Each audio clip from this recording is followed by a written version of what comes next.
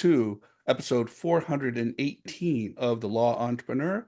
Once again, I am Neil Tyra on the East Coast, my good friend and buddy Sam Mollaei on the West Coast.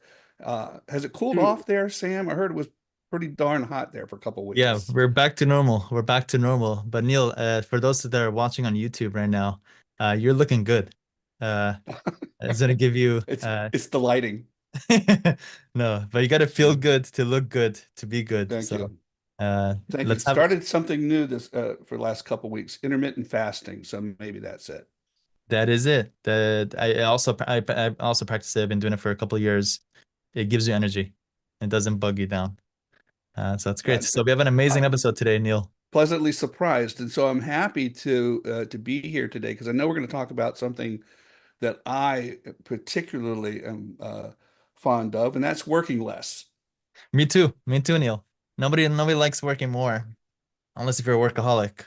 But for most of us, we're looking to work less and earn more. Who doesn't want that, right, Neil? Absolutely, absolutely, and it's doable. I'm shocked by the people who say I have to keep working at the pace I'm working at because I have bills, I have obligations, and I'm here to tell you, you can work less and make more. Yep, and it's all starts with you, of course, and your time. How you master your time is how you master your life. So let's get on with it and start with secret number one is using ChatGPT all day long. That is the ultimate secret to working less, especially these days in 2024. For my fellow peers who are using ChatGPT on a daily basis, you guys are ahead of the game. The more you use it, the more value and the more you're able to level up your life and the more you're able to work less and work smarter. So first, let's evaluate. I want this to be a call to action. The question is for you as a listener, do you use ChatGPT on a daily basis? Or is it only on a weekly basis? Or is it very sporadically? Well, what we need to do is to increase that to be at least daily and ideally throughout the entire day. And the more that you can incorporate it into your actual work, then the more you can work less and earn more. And let me give a short example. A good story for me is, I got to create campaigns from scratch. That means, Neil, I find a niche that I'm looking to explore, but I don't know anything about it. So back in the day, I used to go and do competitive research, go on Google, go on Facebook, YouTube, and look at the competitors, what's out there, what's their slogans, what are they doing, and that would take me days, and I would literally print out the notes and I would study it, and I would spend like an hour or a couple hours to studying it. Now, what I've done, fast forward to now, what I've done is I created GPTs out of this framework about what a marketing entails. So marketing usually entails some hooks, usually entails your ad copies, includes your headlines, includes qualification questions, includes your video scripts, your ad scripts, things like that. So what I did was I created a GPT that I create the rules and the frameworks that this is how the hook should be made. This is how you should qualify a lead. And each of those has its own resources, which, I've created and shared inside of Lawyer Club. And just very recently, just a couple of weeks ago, I made one GPT where all I have to do by answering a set of 7 questions, all this ChatGPT and this GPT will give me all that for me in one shot in less than 10 seconds. And that turns into a 2 or 3 page essentially Google Doc of notes. That's all the hooks, the ad copies, the qualification questions, and everything that I possibly need to build a campaign from scratch. And I challenged myself. I'm like, how fast can I go create a campaign from scratch? Well, the first time I implemented this, it took me 45 minutes, and I was amazed. And I'm like, this used to take me days, and even days was pretty impressive, but 45 minutes. And then about a couple of months ago, I realized I'm like, I need to create 5 of these campaigns from scratch at once. So it was something that I really wanted to test out, 5 different kind of things. And I challenged myself, and it took me literally less than 45 minutes to create 5 of these all at once. And that was all because of ChatGPT and GPTs and be able to use AI in my practice and be able to take the frameworks that I have and create those GPTs. And that has been a game changer for me. Neil, how about you? What's your story of how you're using ChatGPT? Yeah. Well, I admit, and I think I've done so on this program, that I was late to the game here. And in large part, I was convinced by our discussions about how you've been using Chat GPT. And so I stopped dipping my toe in and dived in full stream. And I have been very pleasantly surprised about what it's been able to do for me, particularly as a solo practitioner. And, I want to reach out to the fellow solos and small practitioners to say, this is the leveler. This is the tool that gives you the leverage to compete as a solo or a small firm practitioner. And I'll give you just an example. One of the things you said 3 weeks ago, or maybe a month or so ago, was that within Chat GPT, you created a GPT based on subject area, and you started feeding that GPT different data sets. Well, I just started doing the same thing, some for personal reasons, some for professional reasons, some for just for fun, just to see how this would work. And here's from a fun example, here's an example. I play in a band, right? So I took our band's playlist and I plugged it in, and I plugged in several similar type playlists, and then I asked ChatGPT to create a playlist for me and started defining parameters by which I wanted that playlist done. And it was remarkable, generated it literally in seconds, in the time that it typically would take me about an hour to do, to do right. So then I said, well, okay, for fun, it works. How about for work? So one of the things I've been struggling with as I get a little older, and I think some attorneys can relate to this, is I've been having to start to think about succession planning. What am I going to do with my firm when I decide I no longer want to work at all? And so I started collecting some data, some articles that I felt had a pretty good handle on succession planning, and I started feeding that into a chat GPT called succession planning. And I then populated it with enough data that I was then able to provide a framework, said, okay, I want to set up a succession plan that has these basic features, generate an outline for me and a summary for each topical area that outline represents. And so I got a succession plan literally in minutes that it would have taken me months and months and months to flesh out manually. Now, do I have to update it and change it? Sure, sure.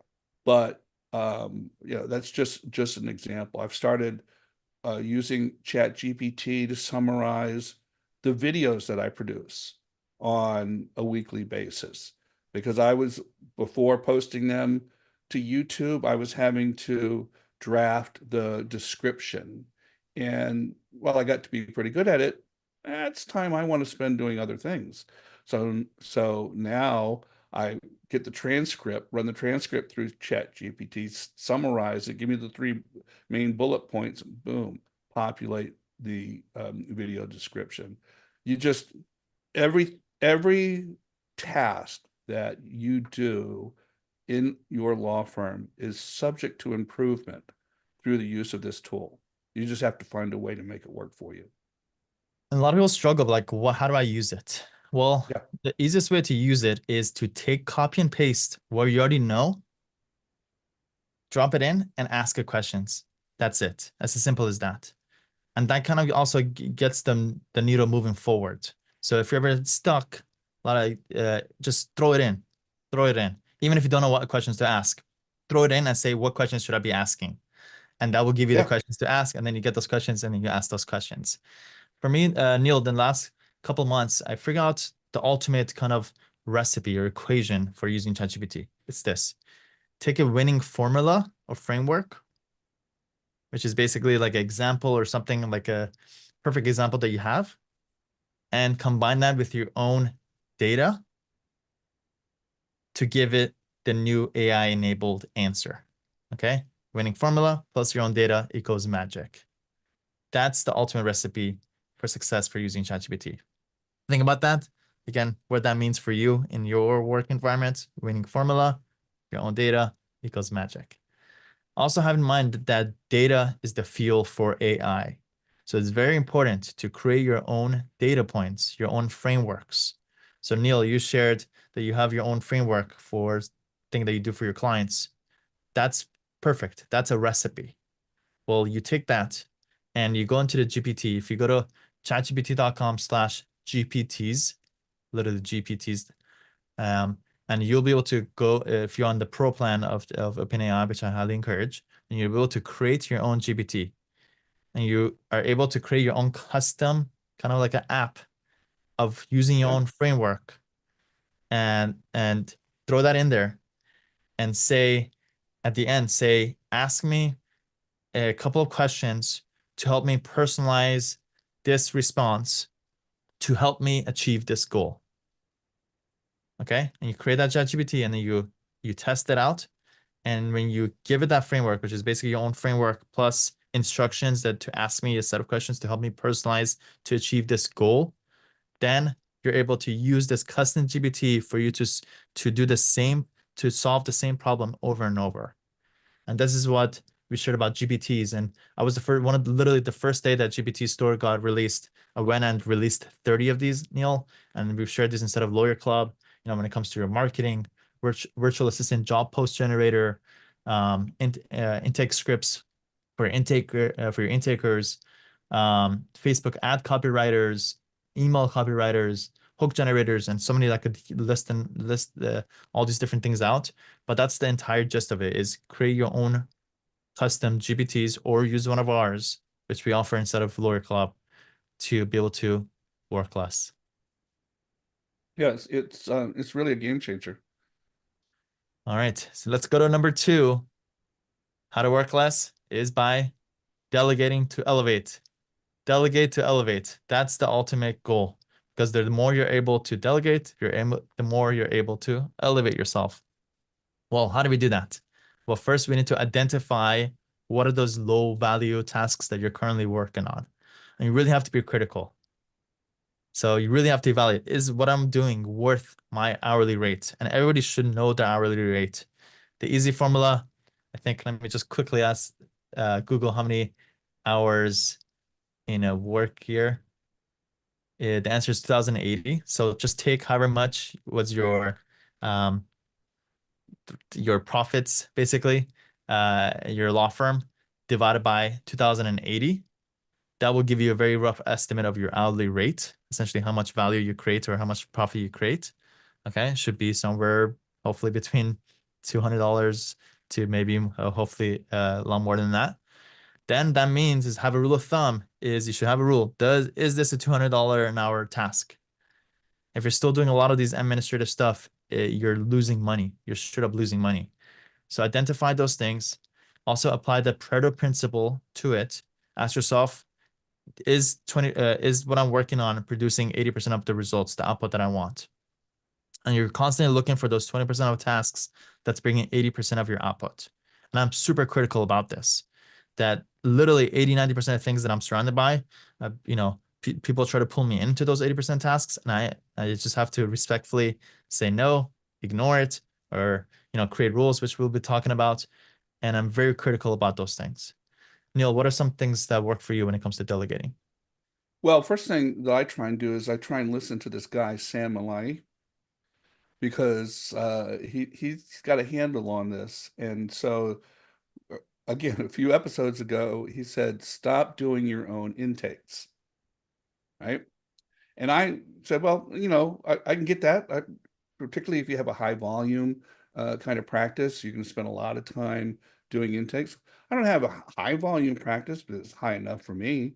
But I always felt like, okay, as the face of the firm, at least the first interaction with the client, I want to be with me. And I had to let go of that ego. And so I've recently hired somebody to do the intakes. And the way we finessed it was I videotaped a a typical intake or consultation, not necessarily intake, but intake consultation, and videotaped it. And so now when somebody books a consultation, we send them the videotape first, have them review it. Okay. And then the person that I hired to do the intakes can simply say, what questions do you have? And so I can get them to do 3 to 5 times more intakes per day than I could personally do. So in terms of scaling, it was a no-brainer. Then I ran those through, again, to go back to the first point, ran it through ChatGPT and asked ChatGPT to formulate a summary email to send to the prospective client as well. So we've got this kind of all automated now. This is all within the last month that's going to improve our intake process dramatically. And the same is true on the back end. I always felt like the last thing that the client should do when they're signing their estate plans is interact with the attorney whose name's on the door. Just thought that was, particularly if that's the only time I actually physically get to meet them. Well, again, I had to let go of that ego and listen to Sam and say, listen, is that a high return on the investment of your time? Well, the answer is no, obviously. To sit and watch people and direct them to sign a few pages, yes, there's a personal interaction, but I can achieve that in other ways. I don't have to spend a half hour driving to the office, a half hour in the signing, session, and a half hour driving home. Is that worth $350 an hour? No, no. So I've delegated that as well. So I don't know what the hell I'm going to do with my time now that I'm not doing intakes and I'm not doing signings. You're gonna elevate. You're gonna There you elevate. go. You're gonna go into focus on more business revenue generating thing, or you're gonna focus on things that make you happy, and your life is gonna level up. Yeah. Um, Neil, as you were sharing, I realized I'm like trying to decipher what's the ideal formula for our team. So I just came up with the ideal law firm team formula. It's What's that? this: 80% virtual assistants, 20% A players. So 80% of the tasks that your law firm has to do, 80% of those tasks can be delegated to virtual assistants. And then that you pair that up with those A players, there's in-house or people even either in-house or people in the US based A players who are the directors, managers, or the lawyers who are kind of oversee the 80% of the virtual assistants who do a lot of the work. That has proven to be a winning formula for us. And we're getting closer and closer to getting even more and more of virtual team. And the goal isn't to find the cheapest virtual assistants. Also, let me just put this out there because we always get questions. How much do you pay? Is this worth it? Is it not? Ultimate goal, and I've been through this myself. Trying to find the $4 or $5 VAs and all that stuff. Over time, I'm looking to find the best virtual assistants, and it's all about ROI, return your investment when it comes to your team and your virtual assistants. So find sometimes the most expensive people or have a higher ROI than a lower, more less expensive team members. Literally, one of my highest ROI people that I have working with me are on the higher salary range, and I'm happy to pay that higher salary range. So I have that in mind, and Yeah. also have in mind to always ideally work with specialists, not generalists. When you get started with virtual assistants, it's okay to build up your base with some generalists, to pick up some of the load. But over time, you'll find that the more ideal structure is to have a bunch of specialists who are really great at just one particular thing and who step in for that one specific role. Yeah, I think it's really a very smart idea, Sam, and I particularly like the idea of picking and looking for the best virtual assistant as opposed to the cheapest. I think we have to reframe our thinking because, in the past, I think we've always thought of virtual assistants as an overseas assistant who works for a very minimal scale to do trivial or menial or data-driven tasks. And once we get those solved, what else do we have that we can delegate? And so I started from the premise that I'm going to delegate to virtual attorneys. Okay? Very specifically, I wanted, an attorney to handle these tasks. Is it more expensive than a generalized virtual assistant? Of course it is. Of course it is. But I'm having them do very specific legal tasks that they can do cheaper than I can do. And therefore I can spend more time generating more business and leveling this whole thing up. I'm proud of you, Neil. That's amazing. And I'm just gonna add one more, and I actually posted on my Facebook page about this. And I shared delegate to elevate. Micromanaging holds everyone back. Trust your team to own their tasks and watch your law firm thrive. So there's different levels of delegation. Very low level is when you're controlling the situation. You're giving direct instructions, kind of, one-sided, do this, then check back with me, do this, and moving forward. But ideally, the level 5 of delegation, like we could do a whole episode about this, is to have people make the decisions and move things forward based on the objective, one objective that they have to accomplish. So, but overall, you don't want to be micromanaging your team. The more you do that, the more they're going to get bogged down and the less value that you have from delegating. So have that in mind. You know, Sam, I saw something this week that popped up in my Facebook feed, and it was a picture of something that you could buy, and I had no idea what it was. It just intrigued me. And so I actually clicked on it just to find out what it was. And I found out it's something called a mouse jiggler. Do you know what a mouse jiggler is? Yes, yeah. I had no idea what it was. Okay. So I looked at it, and so this is a device that jiggles your mouse on your computer in order to keep you from being logged out of the server or logged out of the Zoom call or whatever.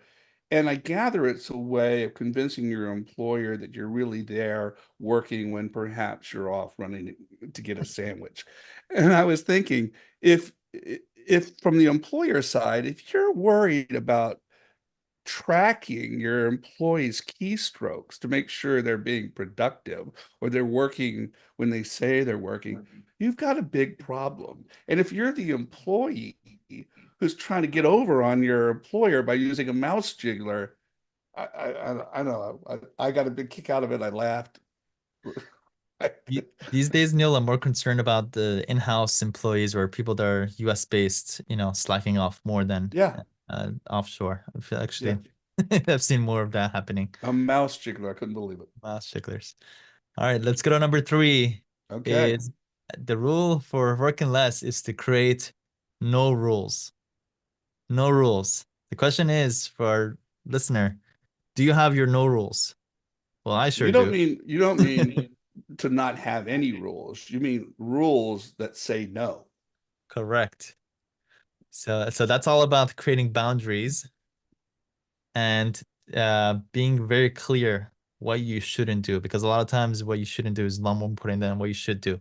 So let me just share with you my list of no rules. I have about Yeah. 7 of them. Number one is no meetings before 11 a.m. because I want to protect my morning time. And Neil will talk about this because I know you have some stuff to talk Yeah. about that.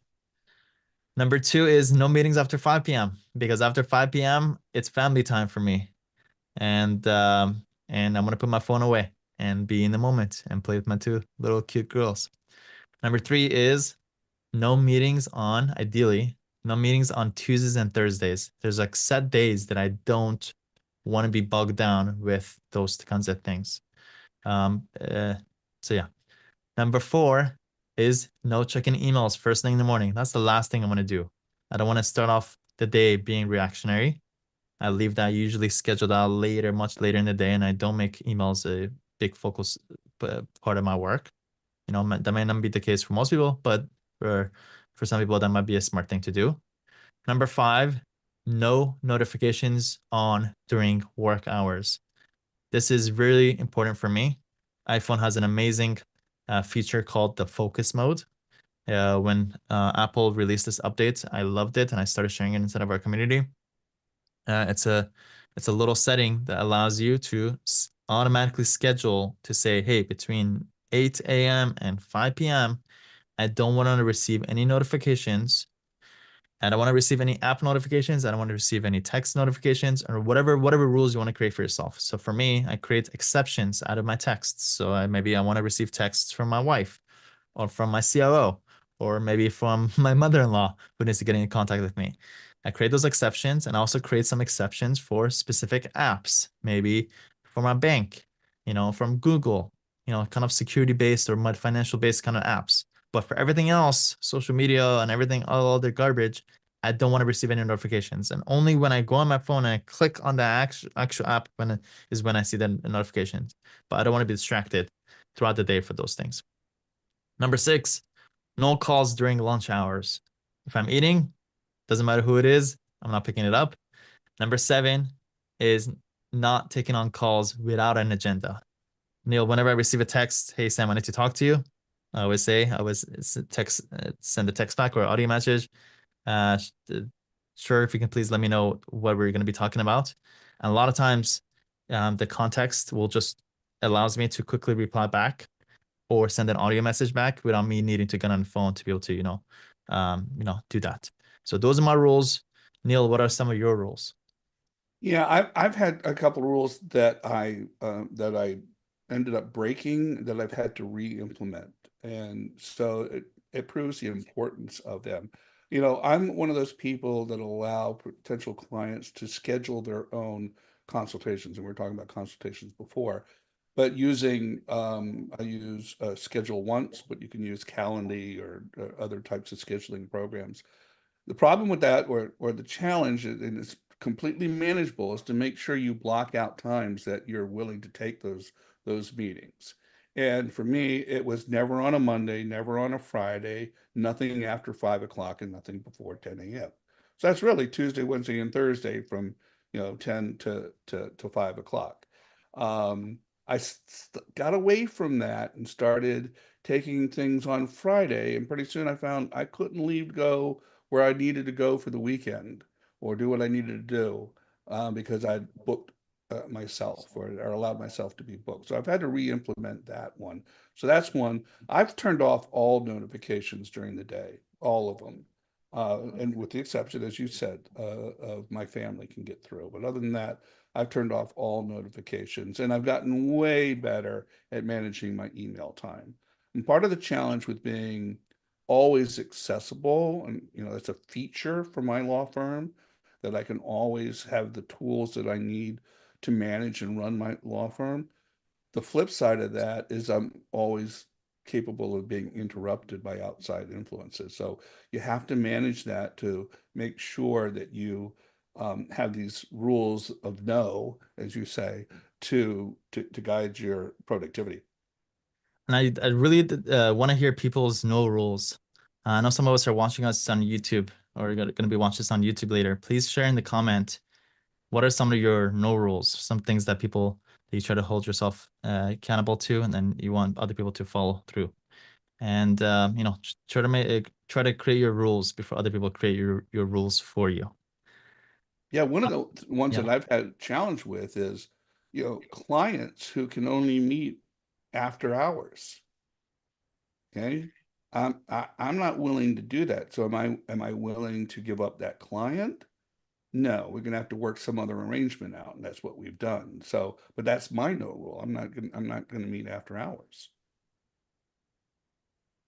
And just also have in mind that these rules are just frameworks. Sometimes these rules will be broken, and Sure. that's okay. Um, to have Sure. them in mind. So, don't feel bad. And sometimes you do have to, make some exceptions. All right. Number 4 is mastering time management is the secret to working less.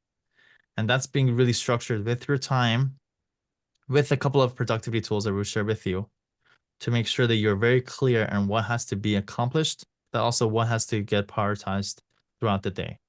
Well, we've shared this before. The 2 ultimate productivity tools in our arsenal is number 1, Google Calendar, which allows you to schedule and block out time, not just your time, but also your time with other people on your team or your clients or your prospects. And number 2, I use Todoist as a task manager, which allows me to keep track of the tasks that I have to accomplish on a daily basis so that I'm clear exactly what I have to do before the day starts. And what I do, Neil, is on a Saturday nights, I do my Todoist and Google Calendar review. And I ask myself, does this align with my long-term goals? Is this my ideal work week? If it isn't, then I make notes of that. I make cancellations and move things around. I'm always looking to optimize my days and my weeks based on my Google Calendar and based on what I see my Todoist. And the other thing that I always also try to do is in my Todoist, I use the prioritize feature. That means on any given day, I have about 30, 40 different tasks that I have to do. But out of that 30 to 40 different tasks, there's usually about 2 or 3 that are like priorities, things that I really, really, really have to get done that day that are really going to move the needle forward. Sometimes, if I have a lot of meetings, things happen. I know that as long as I complete my 2 or 3 priorities, that's okay. I had a great day. And if I had just happened to finish my priorities and my other tasks, amazing. I had an exceptional day. And I don't get bogged down in the details. I try to move things forward. If I really can complete it, I move it forward. Also, if there's anything miscellaneous that may take a lot of time of like discovering, let's just say if there's a new tools or anything like that, new articles, I try not to do that throughout the week. I schedule that for Friday. These are like my Friday miscellaneous days, kind of discovery day, where I have more time to kind of explore those things. Usually out of those things, maybe 1 out of the 5 tools becomes something that I could put into practice. Then I go schedule it out. Okay, Tuesday, I'm going to go implement this tool. And that's how I kind of structure my day. And use my time management to do that. Yeah, I do something very similar, maybe on a more higher level, not quite as granular. So what I've done is blocked my days off or created space in my days for types of activity. So I'll have, an hour for legal work. I'll have an hour for marketing work. I'll have an hour for professional development. I'll have an hour for uh, dealing with colleagues and clients and communications. And so I space those on the calendar. I put those on the calendar where I'm most optimally set up to accomplish them. And then in my task list, I have categories that correspond to those blocks. So that when I have, the 2 hour legal block on a Tuesday, now I can go into my task list and find all the legal tasks that I need to perform, and they're prioritized. So I know what to do in that 2 hour block. Same with marketing. I have marketing on a Thursday. I have a set of marketing tasks that are prioritized. So, and I keep refining that list and adding to it and going back and deleting from it. So I think it's kind of the same thing. It's just not putting a discrete task on your calendar. It's more putting a block of time on the calendar in which you can do multiple discrete tasks. I'll add one more framework, which is have a high sense of urgency when it comes to getting things done. A lot of people just have a wish list of things that I gotta do this. Well, don't wait on any decisions and don't wait on anybody or anything. If something comes up that's important that that's going to move the needle forward, the question is, how am I going to do this, prioritize this, and get this done this week? What's the first step that I have to take to move the needle moving forward? Have a high sense of urgency. And also, if there's something that could get done quickly, don't delay it. It's just, if it's something that could be done in less than 5 minutes, just do it right then and then. A lot of times when I have a meeting with my partner, things come up, I'm not saving those notes. I'm literally sending out the texts, making the conversation, making the phone call right then and then to get that moving forward right then and then. And by the time I leave the meeting, I'm already done through half of those things that I have to do, or I've already took the first step. So have a super high sense of urgency based on whatever you need to get done, like your life depends on it. Number 5, you matter most. Prioritizing self-care and mental health. Because ultimately, Neil, it all starts with you, right? Your entire life, your work, your family, your friendship, and everything, you're the only common denominator. So if you don't feel good, if you're not working on yourself, eating well, working out, feeling good, then you can never make the right decisions and make the right actions to get the right results. And for me, when I kind of shifted my focus to be kind of like a chief strategy officer of my law firms and my legal academy, I realized that I need to be on my top physical, spiritual, mental, emotional form in order for me to work on a super high level, especially when it comes to my brain. So I put an extra focus on me to better myself. So now for the past 2 years, what I do is 3 times a week, I'm working with a trainer, ideally in the mornings. The order really matters, by the way. I realize the order really matters. It's not something I want to delay till later. Why? Because I want to take advantage of the benefit of a good workout session. So second is I signed up for this thing called Stretch Lab, which is this cool little business in Los Angeles. And hopefully they have them all, around the US, which is a place where you just go and get stretched. It's a Yeah. kind of like a good 30 minutes of meditation, kind of treat it as a meditation time. Sometimes I put in my headphones and I listen to a very high level podcast, um, and allows my body to kind of, reset. Also, I uh, some to most mornings. I wake up at 5 a.m. I go to a super early Gemara class, which is basically a Jewish class, which is kind of feeds my spirituality side, and also do a prayer session at 6:45 a.m. and I get back home by 7:30. So that's this kind of spiritual aspect. And along with that, I'm always looking to, how am I improving myself when it comes to education, technology, tapping into my energy, the right eating well, all that stuff. You need to prioritize those things. If you prioritize work, well, your work is going to suffer ultimately. Prioritize your life and your health, your work will get better as a result of that. Neil, what are some things that are working for you? Well, I'm a big proponent of this as well. Ever since I read the book Morning Miracle by Hal Elrod, who's created kind of a cottage industry about this. Now, I don't have the 5 o'clock morning routine. One of the advantages of being a solo practitioner and working largely from home is I can dictate when I want to start. So my morning routine is a little later, but it's still very much a similar routine. And a couple of things, in addition to what you've spoken about, I'm a big Apple guy, and in on your phone or watch, there's a app called Fitness Plus, which has, a billion workouts that you can do. You never need a trainer if you don't want one. There's these personalized, routines, training routines that you can do, and I use that in the gym. But what I recently turned my attention to is they also have guided meditation.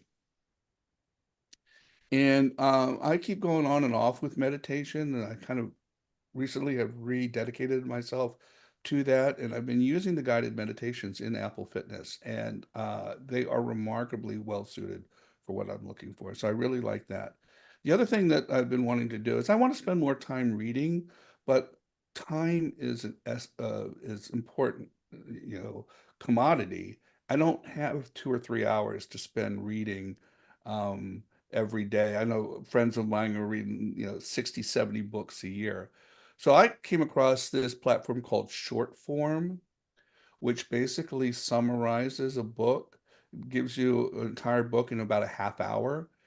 What I really like about it is the quality of the summary, and at the same time, they compare and contrast it to similar writings in other books. So, for instance, if you're reading a book about productivity and a claim is made, they'll cross-reference that to other books to either substantiate that claim or to give another viewpoint. And I really like that because it's uh, more than just a single viewpoint of what that book is espousing. It gives you a more rounded approach. So I've been spending, and you can set it up. How much time do you want to spend reading? You can say I want 15-minute summary, I want a 30-minute summary, I want a 1 hour summary. I set it up for 30 minutes because that seems to work for me. It gives me the right level of detail. So I highly recommend short form. I love it. And what you did was, Neil, you took this big goal of, feeling that you need to read, 2 or 3 hours a day, and simplifying it and making it easy to do. And, for people that are looking to build, for all of us that are looking to build the new habit, don't think of it like you got to go work out 5 days a week or, do 3 months of session. Instead, say, I'm going to go work out for 10 minutes. Make it very easy, make it very digestible, make it something that you can actually do. And by you going there for 10 minutes, by the time you get there, maybe you may spend 30 minutes. And then you're going to feel good. and that's going to build the momentum. You know what? I'm going to go for the second day, or maybe for or 15 minutes this time. And you from there you build the momentum to build that consistency. So break down your goals and simplify it, and don't psych yourself out and say I'm going to do 5 times a day, 5 times a week, whatever, and just say I'm going to go to the gym for 10 minutes. And I just want to provide the call to action. You know, in the morning, the first 30 minutes, it should belong to you. It should be sacred. So in just the same way that Neil incorporated his morning time and making it kind of dedicated to himself, have some quiet time, drink coffee, do some guided meditation, read, work out, whatever it is, just make sure it's dedicated to you. And then when you feel good, then on the back end, you'll see that will affect the rest of your work life, and work will become easy. Another great resource there is the book Atomic Habits by James Clear, and talks all about this ability to build a habit in small incremental steps. I will also recommend, can't do the book, sign up for his newsletter. It is simply the single best newsletter I read all week. I heard that Atomic Habits is always super highly recommended. Yeah.